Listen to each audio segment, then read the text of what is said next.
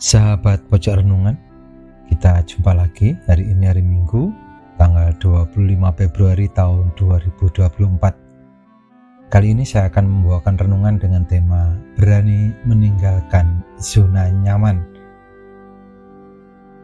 Sahabat yang terkasih dalam Tuhan, dalam Injil hari ini dikisahkan tentang Yesus yang naik ke atas Gunung Tabor untuk berdoa bersama dengan 3 muridnya, yaitu Petrus, Yakobus, dan Yohanes. Ketika sedang berdoa, wajah Yesus berubah. Pakaiannya juga menjadi putih berkilau-kilauan.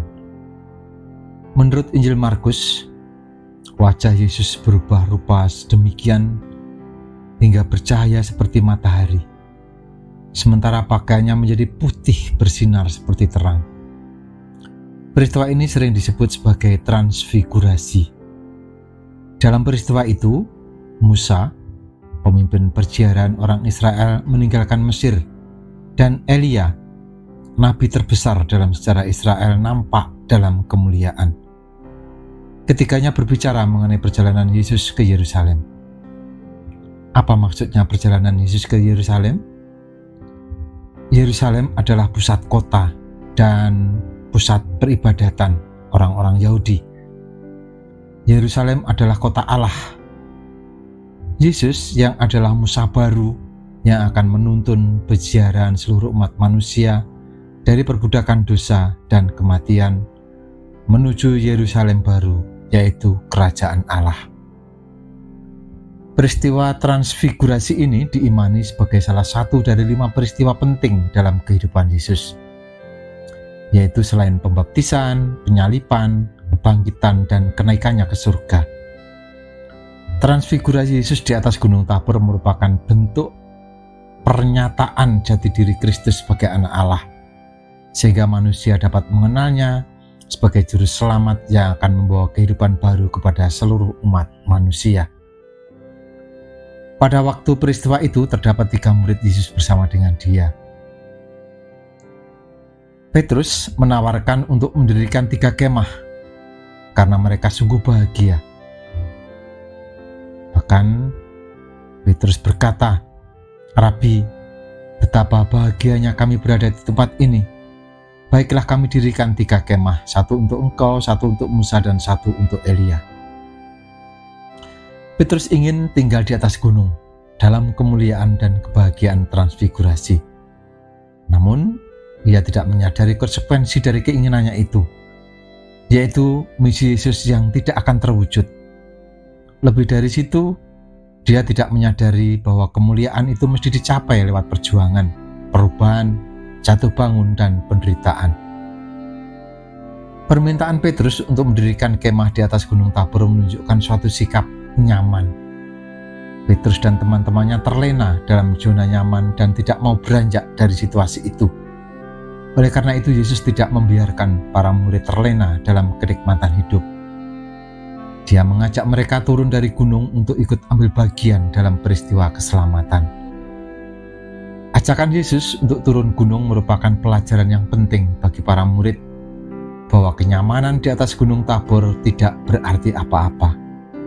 Kenyamanan, kebahagiaan, ketenangan, status quo mesti ditinggalkan untuk mencapai kemuliaan yang lebih besar. Yesus sendiri rela meninggalkan zona nyaman dan masuk ke dalam zona yang tidak nyaman demi menyelamatkan manusia. Yesus juga hendak mengajarkan kepada para murid bahwa kemuliaan Golgota lebih agung dari kemuliaan Tabor. Sahabat Pojok Renungan, di dunia ini ada banyak tawaran duniawi yang benar-benar menjanjikan kenikmatan dan kenyamanan untuk hidup kita. Namun, hanya ada satu tawaran yang benar-benar menjamin kebahagiaan sejati, yaitu tawaran Tuhan. Apakah tawaran Tuhan itu? Yaitu kesetiaan dalam penderitaan dan kebahagiaan hidup.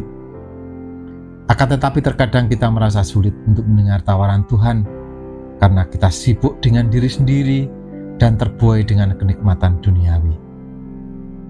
Kita cenderung tinggal di zona nyaman seperti yang dialami Petrus, Yakobus, dan Yohanes. Sikap semacam ini akan menyulitkan kita untuk melihat rencana Tuhan dalam setiap gerak-gerik hidup kita.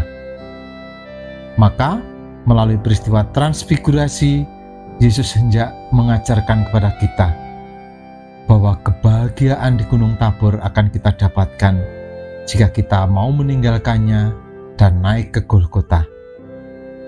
Ada Tabor, ada Golgota. Ada kebahagiaan, pasti ada penderitaan.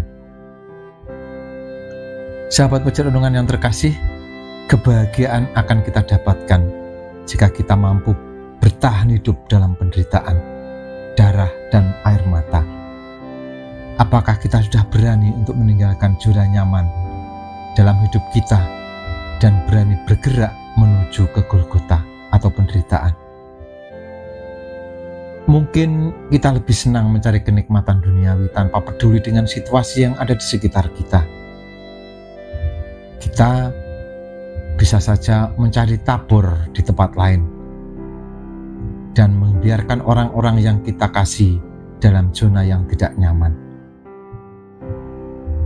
Ada mungkin juga di sekitar kita lebih asik dengan tabor-tabornya di kebahagiaan duniawi, hingga lupa memperhitungkan orang-orang yang ada di sekitar kita.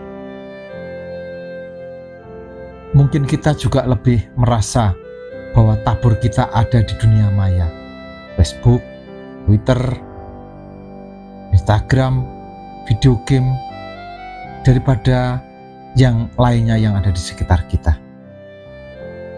Masih ada banyak tabor-tabor lain yang ada di dalam hidup kita. Hari ini Tuhan Yesus mengajak kita untuk turun dan berjalan bersama Dia menuju Golgota.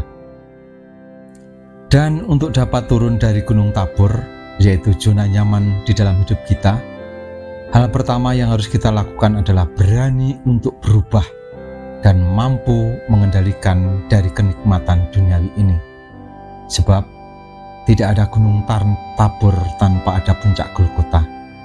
Dan ketika kita mencapai Golgota, maka Allah akan menjadikan kita sebagai anak-Nya dan berkenan di hadapan-Nya. Tuhan memberkati kita. Amin. Terima kasih.